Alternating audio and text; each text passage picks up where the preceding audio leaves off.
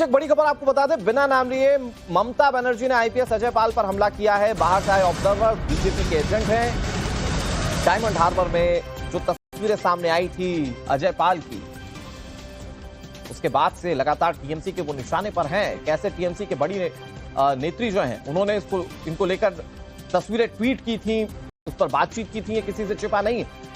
कैसे वो टीएमसी के निशाने पर हैं ये किसी से छिपा नहीं। और आज जब पोलिंग डे, ममता बनर्जी कह रही है बाहर से आए ऑब्जर्वर्स, क्योंकि यूपी कैडर के आईपीएस ऑफिसर हैं अजय पाल और बतौर चुनावी ऑब्जर्वर उनकी ड्यूटी पश्चिम बंगाल के इलेक्शन में लगी है। और जो नेता थे जहांगीर, जो जिनके ऊपर आरोप लग रहा था कि वो लोगों को डराने धमकाने की कोशिश कर रहे हैं, जब वहां पर व्यवस्थाएं संभालने के लिए अजय पाल गए थे तो उनकी तस्वीरें वायरल हुई थी और उसको लेकर वो टीएमसी के निशाने पर हैं। और ममता बनर्जी कह रही है बाहर से आए ऑब्जर्वर्स बीजेपी के agent. Work on their behalf. You will see when the results come out. We need to wait for 5 more days. When the results come out on the 4th of May, you will see Trinamool is getting a thumping and clear majority for the 4th time, and Trinamool will form the government on its own with a bigger mandate than compared to what it got last time. आपको क्या लगता है आपको क्या लगता है ये phase जो है तृणमूल का फेज भाई पहला फेज भी हमारा अच्छा गया। मैं तो बोल दिया हूँ कि सेंचुरी क्रॉस कर चुके हैं। 4 दिन वेट कर लीजिए भाई। मैं कुछ बोल सकता हूँ, वो सही हो सकता है, गलत हो सकता है। बीजेपी वाले कुछ बोल सकते हैं, वो सही हो सकता है, गलत हो सकता है। आप 4 दिन वेट कर लीजिए, दूध का दूध पानी का पानी हो जाएगा।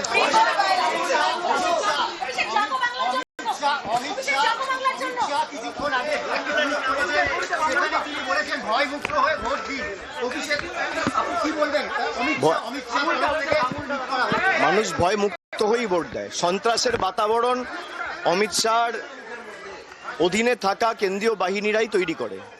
2021-এ শীতলকুচি আমরা ভুলে যাইনি। তাদের মুখে ভরসার কথা মানায় না।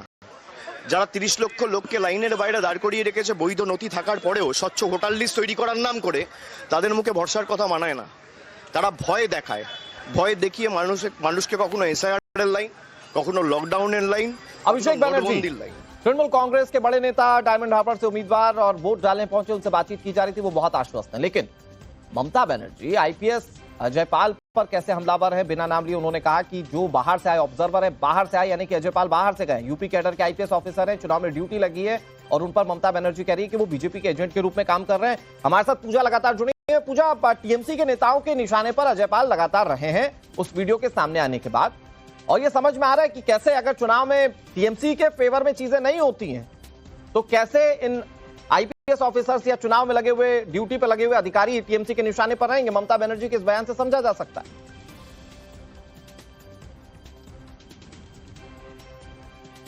बिल्कुल, लेकिन सबसे पहले आपको बताते हैं ममता बनर्जी ने आज बयान तब दिया है जब वो एक पोलिंग स्टेशन का दौरा कर रही थी। चौथी बार के लिए मुख्यमंत्री के पद के लिए जो लड़ाई कर रही है ममता बनर्जी, ये शायद पहली बार होगा किसी चुनाव में कि ममता बनर्जी किसी पोलिंग स्टेशन में जाकर मौके का जायजा ले रही है। वरना हमेशा हमने देखा है कि एक तरह से जो कंट्रोल रहता है उनका परिस्थिति पर। लेकिन 2 सवाल उठते हैं, क्या ये नर्वसनेस है कि वो जो है अलग अलग पोलिंग स्टेशन जाकर पहुंच रही, भवानीपुर जो उनकी कॉन्स्टिट्यूंसी है, जिस क्षेत्र से वो चुनाव लड़ रही है, क्योंकि उनके सामने जो उनको चुनौती दे रहे हैं वो और कोई नहीं लेकिन शुभेंदु अधिकारी है। दूसरी बात ये कि क्या ये महज ऑप्टिक्स है, क्योंकि शुभेंदु अधिकारी जो है सुबह से अलग अलग इलाके में घूम रहे हैं तो कहीं ना कहीं पब्लिक इमेज भी उनकी बन रही है। तो चुनाव के दिन जो है ममता बनर्जी भी अलग अलग जगह जाकर जो है पब्लिक इमेज बनाने की कोशिश कर रही है। लेकिन इसी दौरे के दौरान जो है ममता बनर्जी ने ये कहा है बिना नाम लिए कि अजय पाल शर्मा को टारगेट करते हुए कि कुछ ऑब्जर्वर जो बाहर से आए हैं वो बीजेपी के एजेंट के तौर पे वो काम कर रहे हैं। साथ ही आपको बताते हैं कि उन्होंने ये भी कहा है कि 70 नंबर वार्ड के जो काउंसिलर है, जो बेहद महत्वपूर्ण है ममता बनर्जी के कॉन्स्टिट्यूंसी में, क्योंकि 70 नंबर वार्ड में जो है सबसे बड़ा पॉपुलेशन है गुजराती, मारवाड़ी, सिख का, जिनका वो वोट बटोरना चाहती है। उनका आरोप है कि 70 नंबर वार्ड जो है असीम बसु को बाहर नहीं निकलने दिया जा रहा है। तो अगर वो बाहर निकलते हैं तो ममता बनर्जी के समर्थन में जो है एक आखिरी जो है वो जोर लगा सकते थे। तो कहीं ना कहीं एक ये आरोप लगाया जा रहा है कि डर दिखाने की कोशिश की जा रही है। लेकिन जिस तरह से आईपीएस अजय पाल की चर्चाएं हो रही हैं, मतलब ये मुद्दा टीएमसी ऐसा लग रहा है खुद शांत नहीं करना चाहती है और ऐसा लग रहा है कि शायद एक आधार अपने पास टीएमसी रखना चाहती है कि अगर टीएमसी के फेवर में इलेक्शन नहीं जाता या नतीजे नहीं जाते हैं, अभी तो it is too early to say, but अगर वो इलेक्शन फेवर में नहीं जाता है, नतीजे फेवर में नहीं जाते, तो इस तरह की चीजें आरोप के रूप में सामने आएंगी जब कहा जाएगा कि बीजेपी के एजेंट के रूप में चुनाव अधिकारी काम कर रहे थे।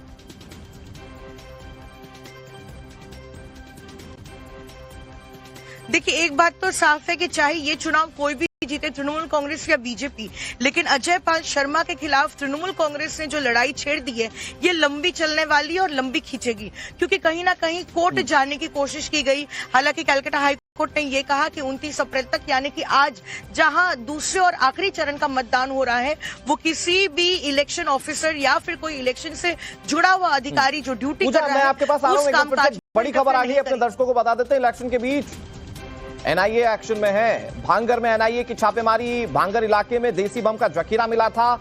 नेशनल इन्वेस्टिगेशन एजेंसी अमूमन ये आतंकी घटनाओं से जुड़ी तमाम जांचों में शामिल होती है, लेकिन यहां चुनाव के दौरान चूंकि बम बरामद हुए थे और इस तरह की घटनाओं को रोका जाए, हिंसा को रोका जाए, उपद्रव को रोका जाए, इसीलिए एहतियातन एनआईए की तैनाती की गई और भांगर इलाके में छापेमारी की बहुत बड़ी खबर सामने आ रही है। एनआईए की टीम पहुंची है वहां पर और छापेमारी कैसे कर रही है, ये तस्वीर आपके सामने। पूरा फोकस शांतिपूर्ण मतदान करवाने पर है और यहां पर देसी बमों का जखीरा बरामद हुआ है। अब सवाल ये कि इसका इस्तेमाल कहां किया जाना था, क्या चुनाव में, और क्या ये एनआईए के लिए बड़ी कामयाबी है, कैसे पूरी व्यवस्थाओं को बनाया जा रहा है। हमारे साथ पूजा जुड़ गई है। पूजा, देश के इतिहास में शायद ये पहली बार है कि एनआईए चुनावी ड्यूटी में इस तरह से लगी हुई है कि मतलब एक तरफ चुनाव चल रहा है, दूसरी तरफ एनआईए की कार्रवाई चल रही है। पूजा,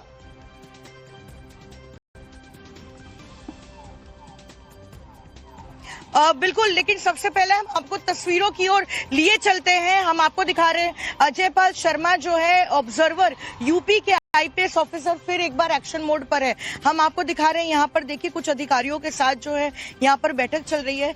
सीआरपीएफ की जो रैफ होती है उनके यहाँ पर जो है जवान पहुंचे हैं और उनके साथ जो एक बैठक हो रही है, क्योंकि लगातार आज सुबह 7 बजे से जब से मतदान शुरू हुआ है उससे पहले ही अजय पाल शर्मा जो है वो अलग अलग इलाकों का दौरा कर रहे थे, क्योंकि जहां से कोई कंप्लेन आ रही है या फिर कोई मतदाता वोट नहीं दे पा रहा है उन जगहों पर जो है पहुंच रहे थे। लेकिन फिलहाल हम आपको जो ताजा तस्वीरें दिखा रहे हैं कि अजय पाल शर्मा और साथ ही बड़ी संख्या में सीआरपीएफ के जवान जो है यहाँ पर मौजूद है डायमंड हार्बर में, और इस पूरे इलाके में जहां जहां से कोई गड़बड़ी की खबर आ रही है वो वहां पहुंचते हैं। अभी मैं आपके सवाल का जवाब देता हूँ कि एनआईए जो है, कल से हमने देखा है कि पश्चिम बंगाल में जिन जिलों में मतदान हो रहा है उन तमाम जिलों में कहीं ना कहीं एनआईए की टीम जरूर पहुंची है। 7 जिलों की कुल मिलाकर 142 सीटों पर वोटिंग हो रही है और इन 7 डिस्ट्रिक्ट्स में हमने देखा है कि एनआईए की टीम जो है छापेमारी करती हुई दिखी है, कहीं ना कहीं इन्वेस्टिगेशन करते हुए दिखी है।